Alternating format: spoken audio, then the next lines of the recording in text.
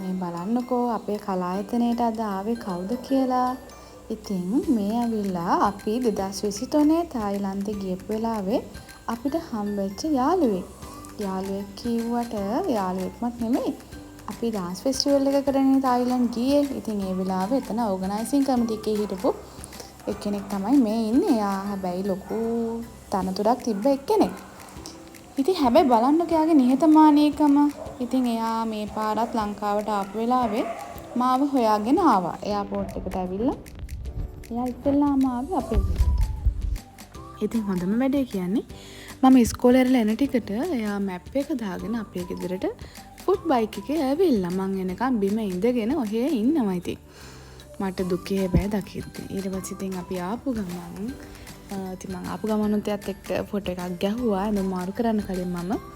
ඉතින් ඊට පස්සේ අපි දෙන්න එයා චේන්ජ් කරගෙන වොෂ් එකක් දාගෙන පොඩි රවුමක් ගියා. ඉතින් ඒ රවුම යන අතර වාරේ එයාට මගේ ඉස්කෝලෙත් බලන්න ඕනේ වුණා. ඉතින් එහෙම මම ඉස්කෝලේට ගිහිල්ලා ආෆ්ටර් ස්කූල් හිටපු අපේ ටීචර්ලා එක්කයි ළමයි එක්කයි කතා කරලා ෆොටෝස් ගහලා. ඉතින් එයා ගොඩක් හරි සතුටින් තමයි එතනින් ගියේ. එහෙමම අපි ගියේ අපේ අම්මලාගේ ගෙදර. ඉතින් එහෙට ගිහිල්ලා අපේ අම්මත් එක්ක කතා කරලා ඒ යන අතරමඟදී අපිට හම්බුණා. ඉතින් පොඩි වඩේ කඩයක් තිබිලා වඩේ අරගත්තා. ඉතින් එයා හරි ආසාවෙන් ඒක කෑවේ. ජීවිතේටවත් ඉස්සු වඩේ කාලා තිබිලා නැහැ. ඉතින් එයාට ඒක පුදුමයි පරිප්පු කියන්නත්. ඉතින් එයා ඇත්තටම අහනමයි පරිප්පුද මොනවද පොල්ද එහෙම කියලා. ඉතින් එයාට ඒක හදලා තියෙන විදිහත් පැහැදිලි කරලා ඉතින් අපි ඔන්න ඉතින් ඒ ගමන ගියා. ඒ යන අතරතුර ඉතින් මං කිව්වා අපි ඉස්කෝලේට ගියා කියලා. ඉස්කෝලේ අපේ ටීචර් ගාව තිබුණා EGB බෝතලයක්. එයා ඒකට වතුර ගෙනල්ලා. ඉතින් යාට ඒක දැකලා EGB ගැන හෙන ප්‍රශ්නයක් ආවා. ඉතින් යාගේ හිතේ බෝතලේ තියෙන EGB කියලා. ඉතින් ඊට පස්සේ කඩේකට ගිහලා මම ඉතින් යාට EGB බෝතලයකට තරන් දීලා ඒක බීලා එයා ගොඩාක් සතුටු වුණා. ඉතින් යා ඇත්තටම හිතන්නේ ඒක ඇත්තටම ඉඟුරු වලින් හදපු එකක් කියලා. ඉතින් අපි දන්නේ ඇත්තටම ඉඟුරු තියනවාද කියලා. හැබැයි යා ඒකට ගොඩක් ආසාවෙන් එයා ඒක බීලා ඉස්සෝ වඩේ කාලා අපේ අම්මලත් එක්කත් කතා කරලා විනෝද වෙලා ෆොටෝස් ගහලා. ඉතින් අපේ අයියගේ ෆැක්ටරි එකටත් ගියා.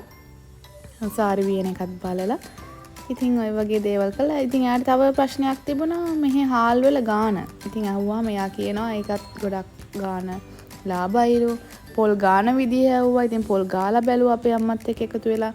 ඉතින් ඒ හිරමිනේටත් එයා ගොඩක් ආස වුණා. ඉතින් ඒ දේවල් බලලා ඉතින් එයා කියනවා අපේ රට හරිම ලස්සනයි හරිම සුන්දරයි කියලා. එයා ඔය ඇඳගෙන ඉන්නේ ගිය අවුරුද්දේ ආපු වෙලාවේ මම එයාට තෑග්ගක් විදියට දීපු අපේ කලායතන ටී-ෂර්ට් එකක්. ඉතින් මේ පාරෙද්දී එයා ටිකක් මහත් වෙලා නිසා එයා ඒක දෙපැත්තෙන් ගලවලා තව කෑල්ලක් දාලා එයා ලොකු කරගෙන ලෑස්ති කරගෙන අරගෙන ඇවිල්ලා අපේ ක්ලාස් එකට ඇවිල්ලා අඳින්නම. ඉතින් මට ඒක දැක්කිටිත් ගොඩක් සතුටු හිතුණා. අපේ ගෙදර ගියපු ගමන් එයා බිම ඉඳගත්තා. එයාට බිම ඉඳ ගන්න ඕනෙලු. ඒ තරම් බිම වටපිටාව සීතලයි සැහැල්ලුයි හරිම නිදහස් කියලා. ඉතින් අපේ අම්මත් එක්කම හොඳට hina වී කතා කර හරි විනෝදයෙන් හිටියා. ඉතින් මේ දෙන්නගේ ප්‍රේම බලන්නකෝ. දැන් අපේ අම්මයි මෙයයි දෙන්නම එකම වයස වගේ. අවුරුදු 2ක් අපේ අම්මා වැඩිමල්. ඉතින් මෙයා අපේ අම්මත් එක්ක බලද්දි ගොඩක් තරුණ පාටයි. ඒකට හේතුව ඉතින් එයාලගේ ජීවන රටාව සහ එයාලා ජීවත් වෙන ආකාරය, කනබොන ආකාරය තමයි ඉතින්. එයාගේ ඊළඟ සූදානම එයාගේ ෆුට් බයික් එකේම අනුරාධපුරයට යනකම් ගිහිල්ලා තවරම් ඔක්තෝබර් 1 වෙනිදාට ආයි කොළඹට එනවා. ඉතින් මේ හැමදේම හැම තැනම යන්නේ එයාගේ බයික් එකේ. ඉතින් බලන්නකෝ එයාට දැන් අවුරුදු 57ක්. අවුරුදු 57ට එයා කොච්චර ඇක්ටිව්ද කියලා. ඊට පස්සේ එයා අපේ කලායතනයේ දරුවෝ එක්ක නැටුම් ඉගෙන ගත්තා. එයාලත් එක්ක නැටුවා. එයාලත් එක්ක කතා කරා විනෝද වුණා. ඉතින් අපේ දරුවන්ටත් හරි ආසයි. දරුවොත් එක්ක කතා කරන්න උත්සාහ කරා.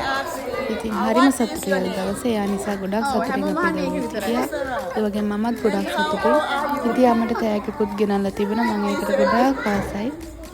මම මේකටම එකතු කරන්න එයා ගිය අවුරුද්දේ ආපු වෙලාවේ අපි දෙන්නා ගත්තු ෆොටෝ එකත් අද ගත්තු ෆොටෝ එකත් අපි දෙන්නගේ දැන් තියෙන වෙනසක්. ඉතින් අපේ දරුවන්ටත් හොඳ අත්දැකීමක් වුණා. එයා ආපු එක එයාත් එක්ක කතා කරන්න එයාත් එක්ක නටන්න ලැබුණ එක. ඉතින් මටත් ගොඩක් සතුටුයි. එයා මාව බලන්න ආපු එක ගෙනත් මට ගොඩක් ආදරේ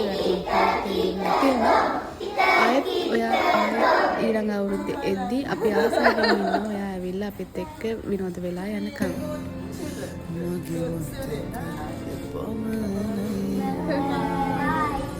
My thing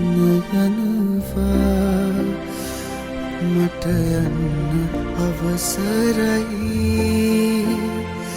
මට අරන් යන්න ඇත්තේ ඒ මතකය විතරයි